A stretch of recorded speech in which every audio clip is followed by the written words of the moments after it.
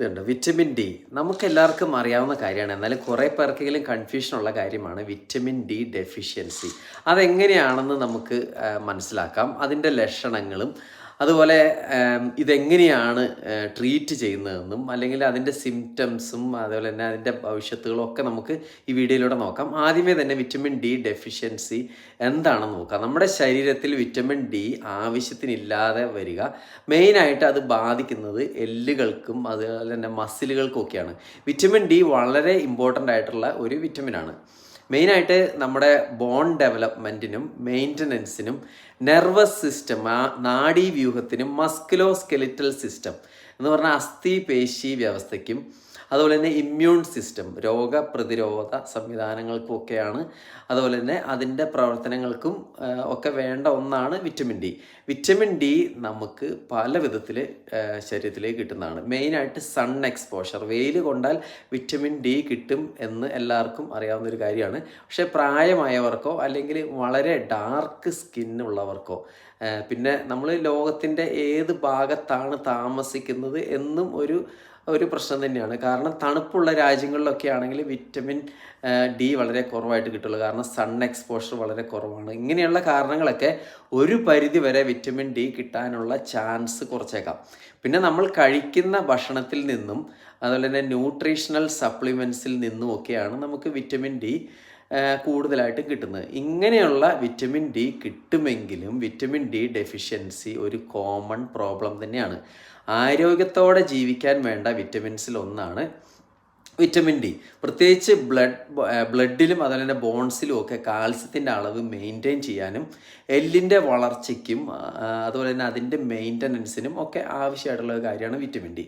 പിന്നെ vitamin D ഉണ്ടെങ്കിലേ നമ്മുടെ കാൽസ്യവും ഫോസ്ഫറസും ഒക്കെ ഉപയോഗിച്ച് ആരോഗ്യമുള്ള എല്ലുകളും അതുപോലെ തന്നെ കോശങ്ങളും ഒക്കെ ഉണ്ടാകത്തുള്ളൂ. അമിതമായ വിറ്റമിൻ ഡിയുടെ കുറവ് മൂലം ഹൈപ്പോ കാൽസീമിയ, അതായത് രക്തത്തിൽ കാൽസ്യത്തിൻ്റെ അളവ് കുറയ്ക്കുക, അതുപോലെ തന്നെ ഹൈപ്പർ പാരാതൈറോയിഡിസം എന്ന് പറഞ്ഞാൽ പാരാതൈറോയിഡ് ഗ്ലാൻഡ്സ് രക്തത്തിലെ കാൽസ്യത്തിൻ്റെ അളവ് നോർമലാക്കാൻ നോക്കുന്ന അവസ്ഥയാണത്. അപ്പോൾ ഈ രണ്ട് കാര്യങ്ങളും ഹൈപ്പോ കാൽസീമിയയും അതുപോലെ തന്നെ ഹൈപ്പർ പാരാതൈറോയിഡിസവും കൂടുതലായിട്ടും ഉണ്ടായിക്കഴിഞ്ഞാൽ മസിൽ വീക്ക്നെസ്സും അതുപോലെ തന്നെ മസിൽ ക്ഷയിക്കുന്നതിനും മസിൽ ക്രാംസിനും ഫാറ്റിഗ്, ശരീരം തളർന്നു പോകുന്നത് പോലെ തോന്നുന്നതിനും ഡിപ്രഷൻ, വിഷാദരോഗം പോലെയുള്ള രോഗങ്ങൾക്കും അതുപോലെ ഇതിനൊക്കെ കാരണമാകാറുണ്ട്. പിന്നെ ചില മെഡിക്കൽ കണ്ടീഷൻസ് ഉള്ളവർക്കും വിറ്റമിൻ ഡി ഡെഫിഷ്യൻസി വരാറുണ്ട്.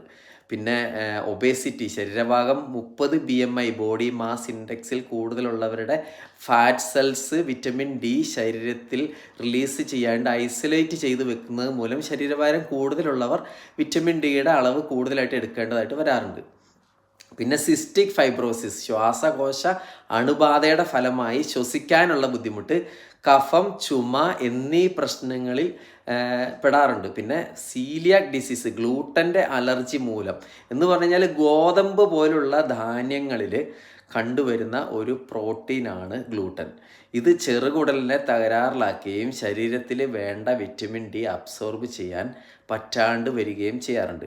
പിന്നെ ക്രോൺസ് ഡിസീസ് എന്ന് പറഞ്ഞാൽ ശരീരത്തിലെ ദഹന വ്യവസ്ഥയെ ബാധിക്കുന്ന ഒരു രോഗാവസ്ഥയാണ് ക്രോൺസ് ഡിസീസ്. ഇതുള്ളവർക്ക് വിറ്റമിൻ ഡി ഡെഫിഷ്യൻസി കാര്യമായിട്ട് തന്നെ വന്നേക്കാം. പിന്നെ ഒരു കാര്യം കൂടെ അറിഞ്ഞിരിക്കുന്നത് നല്ലതാണ്. കാരണം നമ്മുടെ രക്തത്തിൽ വേണ്ട കാൽസ്യം നമ്മുടെ ശരീരം എല്ലുകളിൽ നിന്നാണ് കൂടുതലായിട്ടും എടുക്കുന്നത്.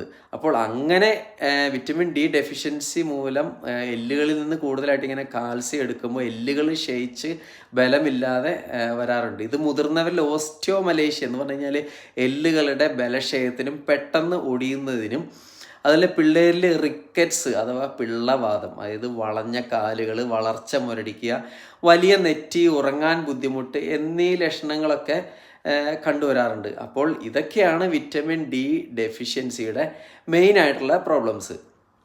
അപ്പോൾ നിങ്ങൾക്കും പിന്നെ നിങ്ങളുടെ കുട്ടികൾക്കും ഒക്കെ വിറ്റമിൻ ഡി ഡെഫിഷ്യൻസി ഉണ്ടെന്ന് നിങ്ങൾക്ക് ഇപ്പോൾ ഈ വീഡിയോ കേട്ടിട്ടൊക്കെ തോന്നുന്നുണ്ടെങ്കിൽ, അല്ലെങ്കിൽ നിങ്ങൾ നോട്ടീസ് ചെയ്തിട്ടുണ്ടെങ്കിൽ ഉടൻ തന്നെ വിറ്റമിൻ ഡി സപ്ലിമെൻറ്റ്സ് എടുത്തു തുടങ്ങുക.